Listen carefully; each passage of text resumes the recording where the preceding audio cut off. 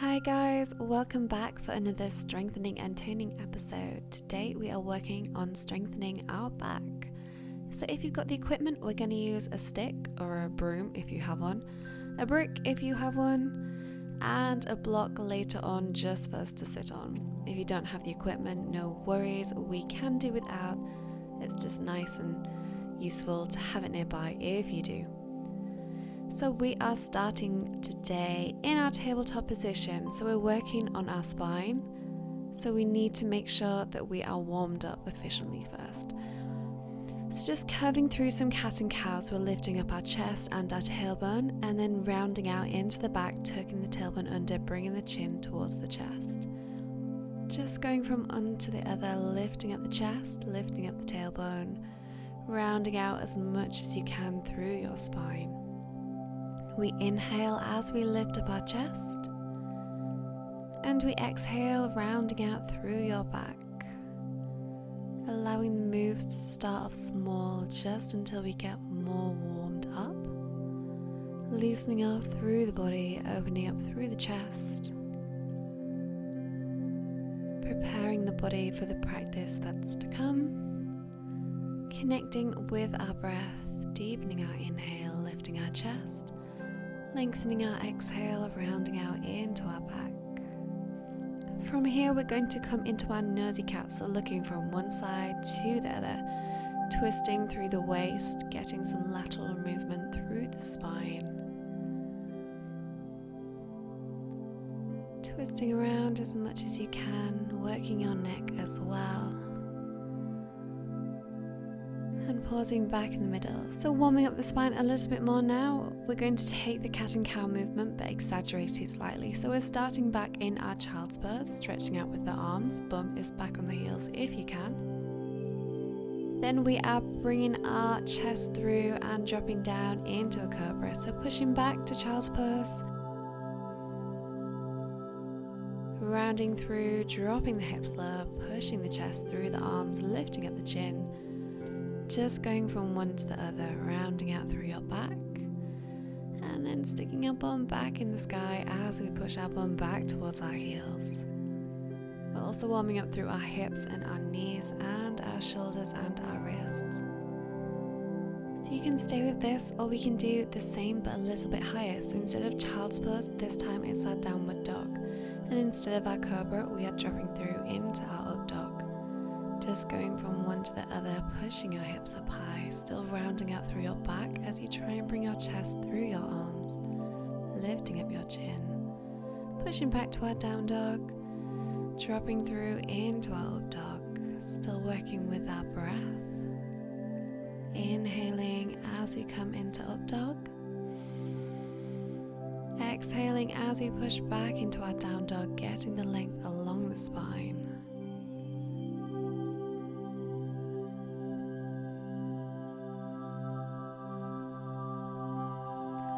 And then resting down into your child's pose, big toes together, knees wide apart, sitting back on your heels, stretching your arms forwards.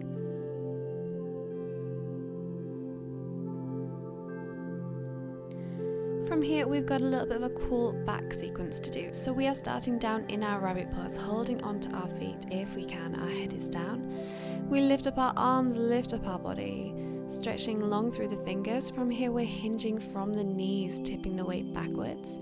Coming back up through center, and then we are hinging from the hips, tipping our body weight forwards but pushing your hips back, and then releasing back to how we started.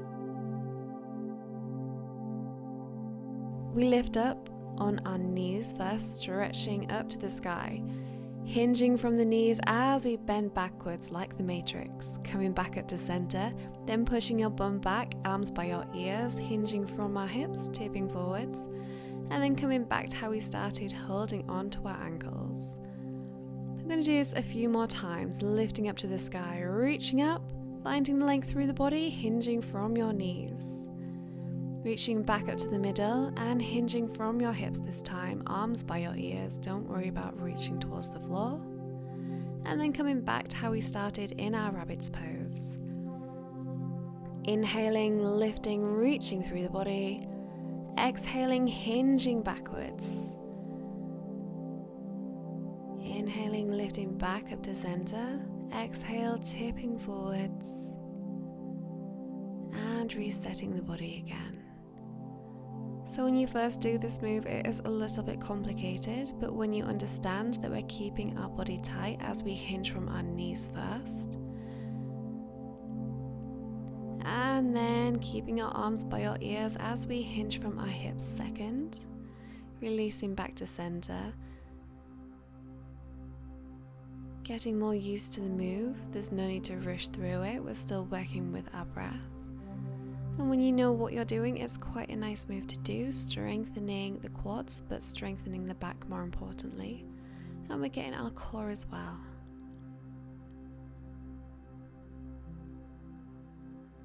Inhaling, lifting. Exhaling, hinging back. Inhaling, charging through center. This time we're going to hold here. We're just going to hinge from our hips, so we're bowing forwards, pushing the hips back. Bowing and lifting back up to center. Bowing down. Engaging the glutes as we lift back up to center. So the arms want to stay by the ears and the spine wants to be long. So we're keeping a straight line from our hips all the way up to our fingertips. As we bow forwards, we're pushing our hips back. Don't worry about touching the floor. We want the weight to be above the head because we're loading the back as we hinge forwards. If it's too much to keep your arms up to the sky, then just bring your fingertips towards your temples, elbows are out wide. Remember to keep breathing, exhaling, reaching forwards. Inhaling as we charge back up through the center.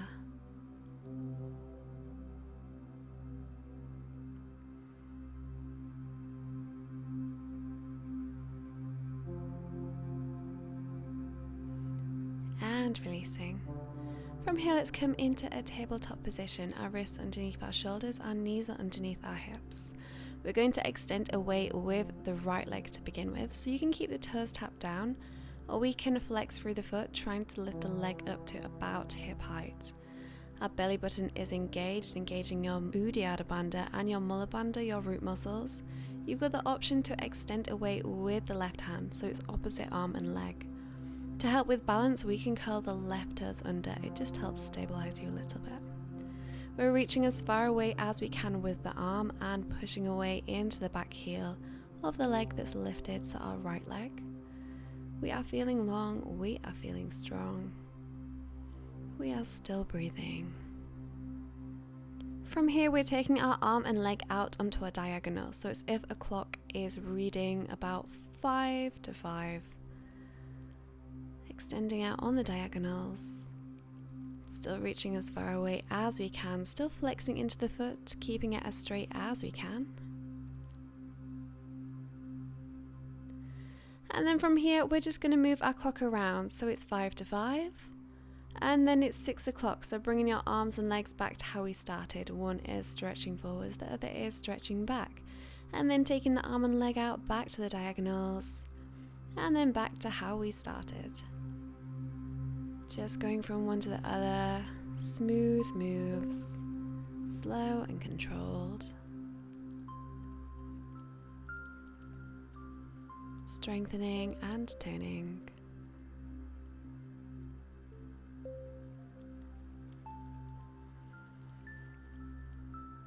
Next time we are out on the diagonal, we are going to hold here, lifting our arm and leg as high up as we can, and then we are crunching in through the middle. So bringing the knee and the elbow to touch, lifting back up as we extend out, and crunching back to the middle, rounding out through your back. So we're still working the right leg and the left hand.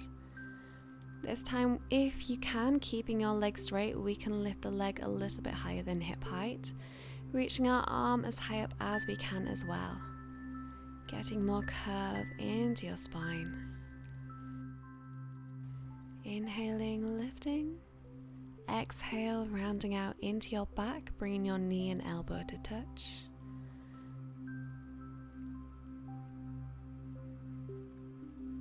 Not relying on momentum to achieve the move, but by the strength of our body. And because we're doing one move straight after the other, it's working on our endurance as well. Perfect. So next time the right leg is extended out, we're going to bend the knee. And if you can, we're going to reach around with our left hand, trying to grab the foot from behind the back. You do need long arms for this. So if you're almost touching, then don't be afraid to grab your belt. Just wrap it around the foot, lifting the leg up high. It's just a nice way to finish the side. Releasing back to the middle, just shake out your hips, shake out through the shoulders, releasing your spine before we try the other side. So this time it's the left leg we are extending out, flexing to the foot, taking the foot up to about hip height. If you can, then also extending the right arm away this time. At the moment, the clock face of our arms and legs is reading 6 o'clock. Keeping the legs stretched out, keeping the arms stretched out, keeping your core engaged, your root muscles strong. Still breathing, still stretching as far away as you can.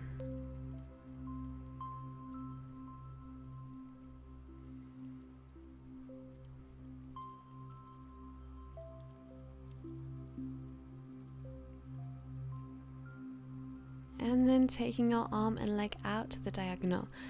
So this time our clock is reading 7:05, more or less. Stretching out on the diagonal. And then bringing your arm and leg back to center. And then taking your arm and leg back out to the diagonal. And back to center. We've got a bit of a dodgy clock at the moment, so it keeps changing from 7:05 to 6 o'clock. We'll need to change the batteries eventually. Just going from one to the other.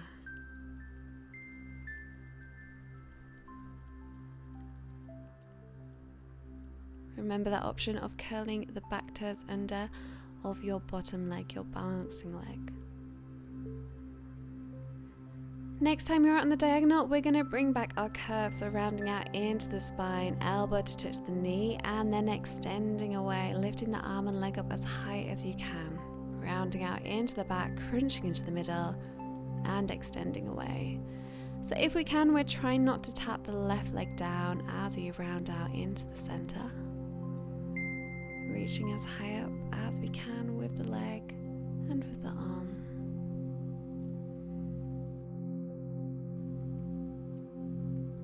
Reaching out, curving through the middle,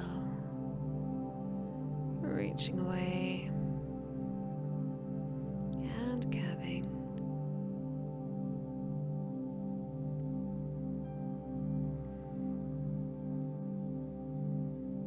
Next time your arm and leg are extended out, let's bend the left knee and let's try and grab the left foot with the right hand from behind the back. You can take a little nosy peek if you need to locate the foot, don't worry about that. Holding onto the leg and trying to lift the knee as high up as you can, but still keeping hold of the foot. Releasing back to center, taking a little wobble from one side to the other. Shaky, shaky, maybe rounding out into the cat and cow just a few more times. Feel free to pause the video if you need to spend a little bit longer loosening off. Otherwise, if you're ready, we're going to come down into the prone position. So before we get there, if you've got your stick or your broom, then bring it along with you. If you have a brick as well, take that with you as well. So our prone position is lying on our belly. If you need to, at any point, come down and rest, stacking your hands one on top of the other, resting your head down. Otherwise, lock in your root muscles. We're going to steeple our fingers out to the sides. They're about as wide as our elbows would be, but just in front of our shoulders. Steepling the fingertips, we're going to lift up the chest and then lower the chest back down towards the ground.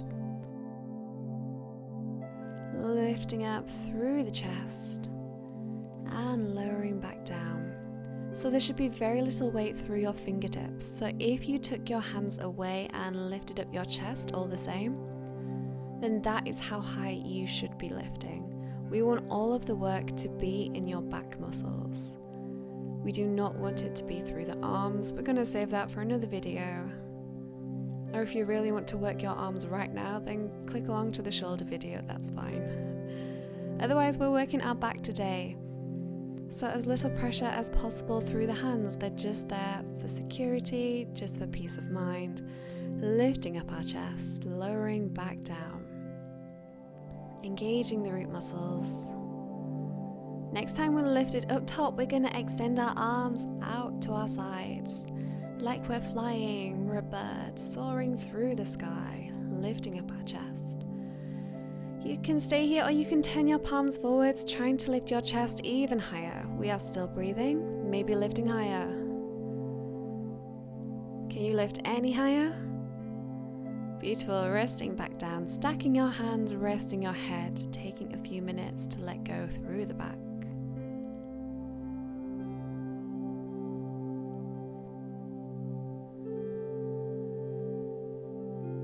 Now we're going to go for a little bit of a swim. We don't all have swimming pools, so sometimes we just have to swim on the grass. We're going to reach forward with the arms, and we're going to circle the arms around and behind and lift up our chest. Bringing your arms back forwards and then taking that stroke back, reaching back, lifting up the chest and reaching forward. So it's just like we would swim in a swimming pool. Might be a little bit harder now though, because we've got no water. Reaching back, lifting up the chest, just doing our breaststroke, reaching forwards. So we do get a slight release as we reach forwards. Extending away with the arms, resting your head for a moment, and then lifting up the chest as high as you can. And then we're going to reverse the move. So we're circling around to the front, drawing our arms back down close to our body. Circling around, out to the front, arms coming back down, lifting up our chest.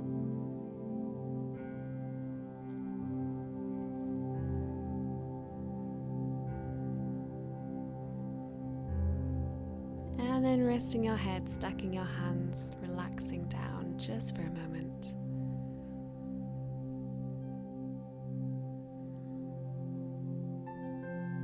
So now we want our block. So if you don't have a block, you don't have to use the block. You could use your cat instead. Any object is fine. So we are playing past the parcel with the block. We're going to lift up our chest, pass the block around behind our back to the other hand, and circling back to the front, giving it back to the first hand. Circling around back, lifting up our chest as high as we can, passing the block behind to the other hand, circling around. So it really can be any object that you've got close to hand. Circling around, just passing it from one hand to the other. We're just circling one way, but when the block comes behind our back, we're trying to lift up as high as we can. Let's reverse the move. So circling around the other way, we are halfway through with this move. Circling around, passing it to the other hand, and back to the center, all the way around, lifting up the chest.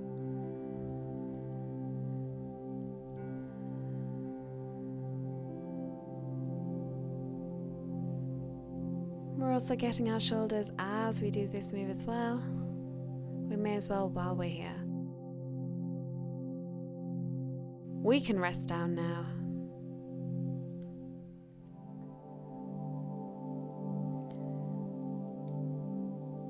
For this next one, we are using our block as well, just to give us extra height through the hands. So we are going to keep our elbows bent and stack our hands one on top of the other, but in front of our face, in front of our head, like so. So the hands are on the blocks, our elbows are bent, hands are stacked one on top of the other. We're going to start by lifting up our right leg, pointing through the toes, then pressing through the arms, lifting up the chest as high as we can.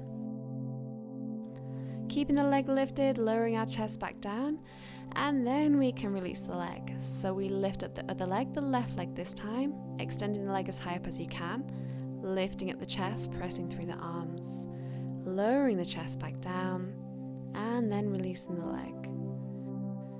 Right leg, so lifting up the right leg, getting the leg as high up as we can, pushing through the arms, lifting up the chest, working your back, lowering the chest down, and releasing the leg. So as we work this, things to keep in mind, we are pointing through the toe to try and get the leg as straight as possible. We're engaging our root muscles to protect our spine. We lift up the leg first. We keep the leg as high up in the sky as we can as we lift up our upper body. And then we release the upper body first, and then we release the leg back down. Lifting up the leg, lifting up the chest, lowering the chest back down, and then releasing the leg back down.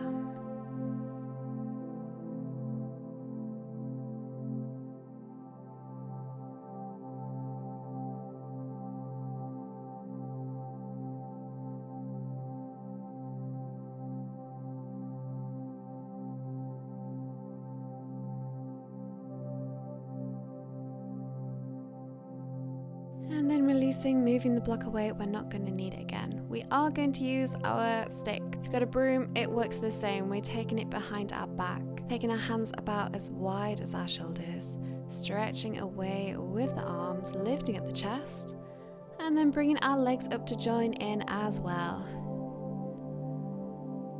Lifting up the chest, lifting up the legs, staying at the high point of the move, stretching away with the arms. And let's make it harder, because why not? We're going to try and bring our toes, our heels to tap, and taking our feet out wide again. So tap and out, tap and out, tap and out, tap and out, tap and out, tap, tap, tap.